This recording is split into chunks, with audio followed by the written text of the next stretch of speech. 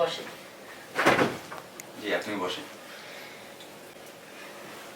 আসলে এত বড় বাসায় আমি একাই থাকি, আর বললামই তো স্বামী প্রবাসী। আচ্ছা ঠিক আছে, তাতে কোনো সমস্যা নেই, কিন্তু যেহেতু কাজে আসছি কাজ করতে হবে। তারা কেন?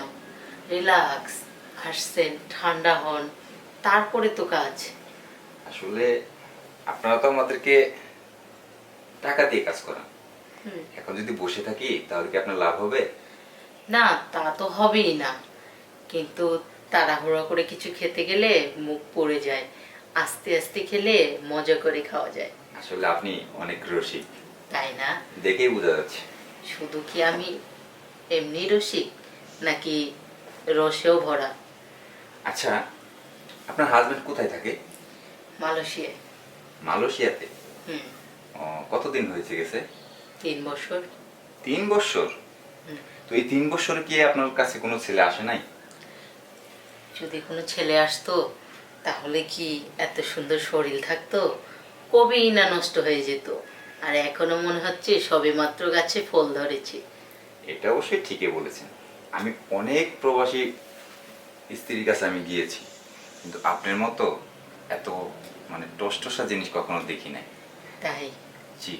দেখতেও যেমন সুন্দর, খেতেও কিন্তু অনেক সুস্বাদু। সেটা কাজে গেলেই দেখা যাবে। হ্যাঁ, তা তো।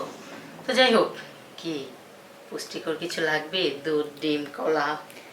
এখন আপাতত লাগবে না, তো এক গেম হয়ে যাক, তারপরে হবে। ও তাই? না, মানে আগে থেকে খেয়ে নিলে ভালো হয় না? কারণ মাঠে গিয়ে যদি গোল দেওয়ার আগে আউট হয়ে যান তাহলে তো সমস্যা। আরে না, কারণ আমরা এই কাজ করে থাকি, সব সময় শরীরকে ফিট রাখি। তাই বুঝি? হুম। তা আমার মাঠে কতক্ষণ খেলতে পারবেন? মাঠ দেখে মনে হচ্ছে একটানা 2 ঘন্টা খেলবো। তাই নাকি? হুম। আমার তো খেলোয়াড় দেখে মনে হয় না একটানা 2 ঘন্টা খেলতে পারবে। কোনো সমস্যা নেই, এখনই বুঝতে পারবেন। তাই?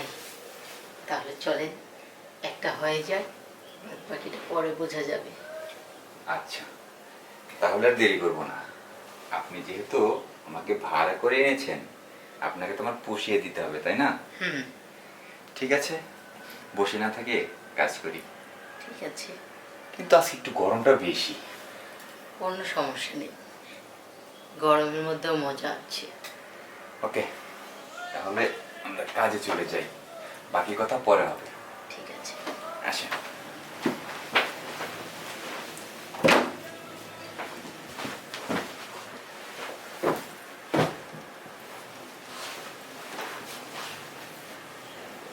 তাহলে আসেন।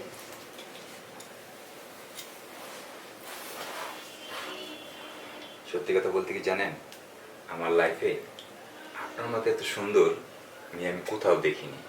তাই বুঝি? আচ্ছা, আপনার স্বামী কিভাবে পারে যে এত সুন্দর একটা বউ বাসায় রেখে সেই বিদেশ গিয়ে পড়ে আছে? আমি হলে কখনোই পারতাম না। তাই? জি। যে সমস্যা কি? স্বামী বিদেশ যাচ্ছে, অন্যজন জমিতে চাষ করবে। আচ্ছা ঠিক আছে, কোনো সমস্যা নেই। আজকে আপনাকে এই 3 বছরের চাওয়া এক নিমিষে পূরণ করে দেব। ঠিক আছে, তাহলে আসেন।